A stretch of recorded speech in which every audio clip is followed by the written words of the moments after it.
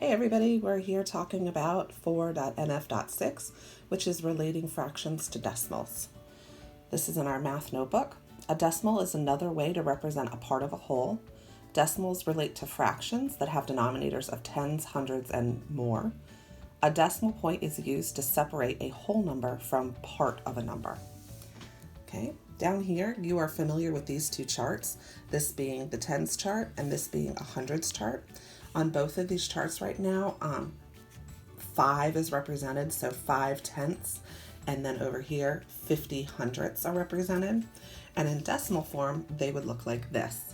So the decimal would be here, and right next to the decimal is the tens place, value. It's hard to see right there. And then over here is the hundredths place value, and I wrote it out over here to see it was clear.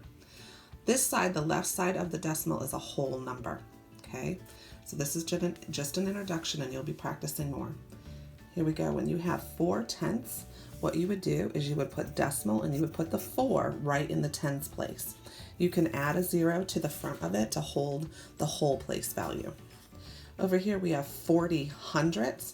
That will be the same as decimal 40. Okay, that's 40 hundredths, and you can put a 0 in the whole number's place value. Over here we have 42 hundredths. Again, it would be decimal 42. You can put the 0 in the whole number's place value.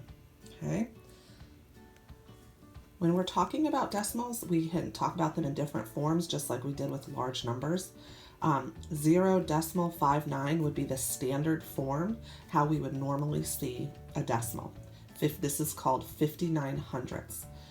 59 over 100, that would be the fraction form. And then 59 hundredths would be the written form, okay? You can take 59 hundredths and you can decompose it or break it down, which means I would break it down by place value just like we did with the larger numbers. So I would start with the decimal and go to the tens place, and I would take out 5 tens, which would be 50 hundredths, plus 9 ones. And you can see that the 9 is over here because that is where you would put things that are ones in the hundredths. Like if it was on the hundredths chart and just 9 of these boxes were colored in, then it goes into this place value. Once you line it back up, you line your decimals up and you would add it, and you could see that it got back to 59 hundredths. Okay, we're gonna move up here to this one. So here, I know it's a little tough to see with the camera, but I'm going to count them out for you. So the fraction of this is 1, 2, 3, 4, 5, 6 tenths, sorry. And the decimal for 6 tenths is, there's my decimal, 0 in the whole place, 6 in the tens place, 6 tenths.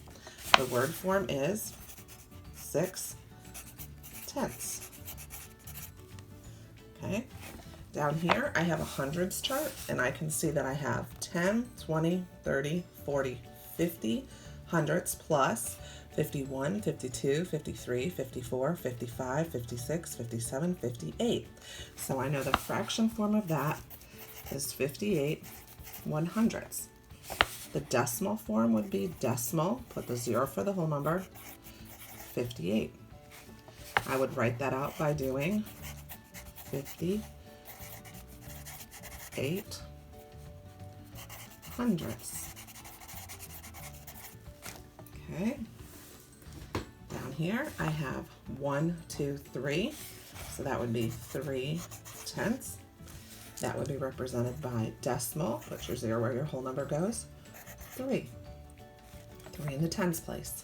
The word form would be 3 tenths. Okay. Down to here, I see I have 10, 20, 30, 31, 32, 33, 34, 35, 36, 37. So I have 37 100ths for the fraction form.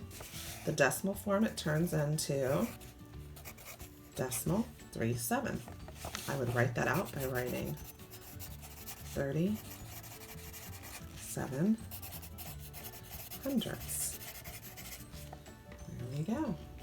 Okay, now we're going to look at the fractions given to us like this, and we're going to turn these into decimals. So if I have 36 hundredths, I know I'm going to have a decimal, And I'm going to put decimal 36, and don't forget to put your 0 to hold the whole place. Here I have 4/10, so that would be decimal 4, because the 4 goes in the tens place. Over here, I would have decimal 8/4. We would have, I forgot to put my 0 over here. And over here, it would be 2/10, so 0.2 in the tens place. Okay, so that's basically it for putting the fractions into the decimal form. Those ones are pretty straightforward. It's these below that get a little tricky. So I'm going to show you how to do these. So 5/100ths is a little trickier because it's going to be 0 decimal. You can't put the 5 in the tenths place because that would be like this, like representing 4/10 where the 4 is in the 10. This is not tens, this is hundreds. So you have to put a 0 here and put the 5 next to it. So this is in the hundredths place, just like it would be on the hundredths chart. You can also remember, because there are 2 place values after the decimal, like 100 has 2 zeros, this is 2 place values over, so the 5 would go there. That's kind of how I remember it, is if it's hundredths, it has to have 2 place values. Okay, over here to 8/100ths, again, I know it's not going to be right next to the decimal because that would be 8/10. So it needs to be in the hundredths place, which means there needs to be a 0. So that would show, like on the hundredths chart, there would be 8 little squares colored, so 8/100ths. Okay, see if you could do this one. You can stop the camera if you want.